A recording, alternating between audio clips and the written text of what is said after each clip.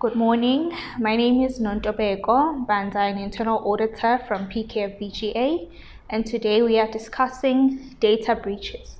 Data breaches are on the rise. The IBM 2025 cost of data breach survey indicates that the average cost of a single breach was 53 million rands in South Africa, with the most severe incidents costing up to 360 million. Nationally, the Council for Scientific and Industrial Research estimates the annual cost of data breaches at 2.2 billion rands. South African Information Regulator is receiving more than 150 breach notification every month, which is a dramatic increase from just the 56 per month a year earlier. And an Australian airway this September announced that it had lowered bonuses for its CEO and her team as the airline shoulders responsibility for a hacking incident that breached personal data of millions of customers. So today I have Patrick Ganesan, who's our IT specialist, who's going to be taking us or giving us more insight on data breaches. So Patrick, what is data breach?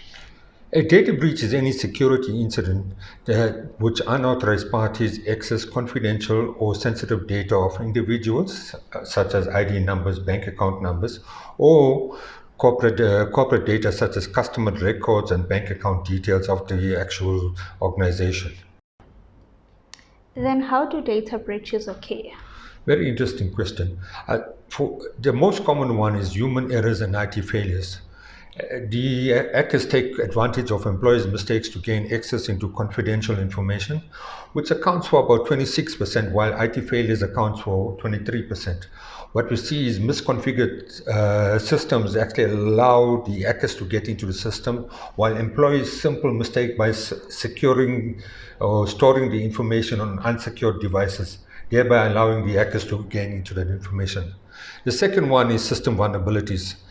Cyber criminals gain access onto a network by simply attacking the weaknesses built into the systems and getting access to data itself. Then we also find there is stolen or compromised credentials. We all know about passwords being stolen, your phone's been stolen, your user account's been stolen, and those are used to conduct fraudulent or unauthorized transactions on your system. Phishing, this is a social engineering exercise where fraudulent email addresses are actually used to gather information around that. Ransomware, where data is actually held ransom until a ransom is paid for it. Okay, and then what legislation is there to protect data? What we see is the South African government has enacted the POPIA Act. And the purpose of this act is to protect personal information of both personal and company information from misuse, theft, and incorrect processing of data. Okay, and then how can organizations prevent data breaches? So what we can do is conduct regular vulnerability assessments. You can do regular backups, which most organizations have in place. We just need to ensure that it's consistent. We need to have implemented also effective patch management processes, design and develop and embed secure configurations.